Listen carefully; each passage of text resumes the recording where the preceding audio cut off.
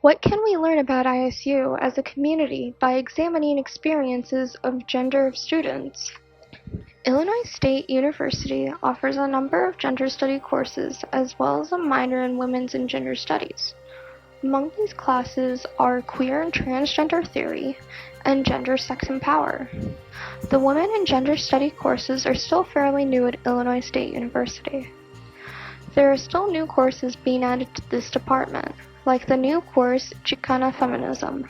The Illinois State Women's and Gender Studies minor provides a wide range of electives that offer students the tools to critically examine the meanings of gender and its intersections with race, sex, sexuality, class, religion, etc., as they shape our ways of knowing practices and political identities as it mentions on their website. The Women and Gender Studies program offers a variety of classes ranging from areas including feminist theories and methodologies, social justice and activism, LGBT, queer studies, and women's histories, literatures, visual cultures, and politics. These classes can help expose more people on campus to gender and everything gender entails. These classes can also offer an opportunity to people who identify with a different gender or know someone who is, to learn more about gender. These women and gender classes offer the opportunity to learn about so many different things. ISU Pride is an organization that allows students and peers attending ISU to feel welcome in the LGBT community. They plan accordingly and host events to bring awareness to the queer and LGBT members. Events like Pride in Chicago is something they might attend. It's a parade that supports this community and celebrates their gender and sexuality, while also giving it recognition and awareness that it deserves. Illinois State University decided to change signs to include all genders for bathrooms and public spaces. Some people support the decision, but on the other hand, some people are against the decision. The all-gender restrooms are supposed to open people's mind to accept the LGBTQ community. It is very understandable due to the fact of the adversity that they had to deal with in their lives, from verbal abuse to physical abuse.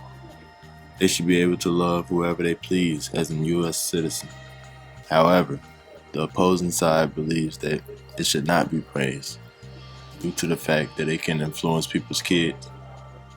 Homosexuality is being introduced to kids at a very young age these days.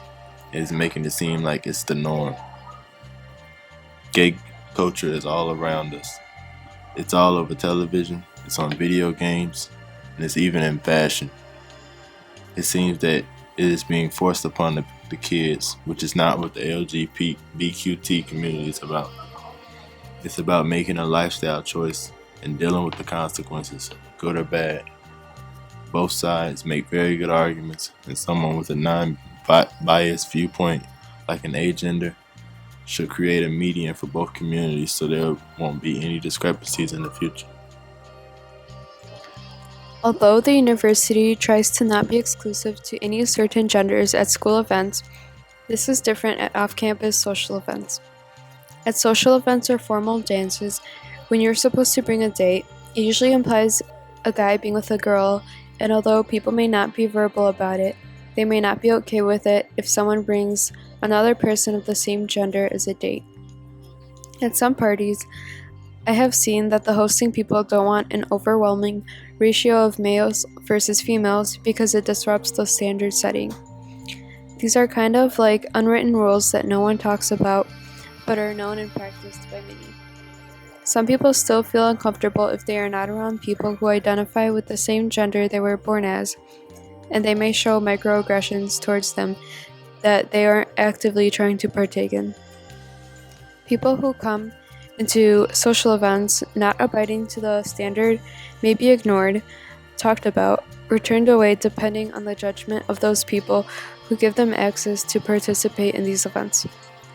There's still a long way to go to get everyone in the mindset of being more accepting of differences. People may still pass judgment about others of the opposite gender or those who don't identify as the same gender from birth, and this can happen without them realizing it at first. But what makes a difference is whether they act upon those thoughts in a negative way or if they try to change their disposition into something positive so they can grow their tolerance.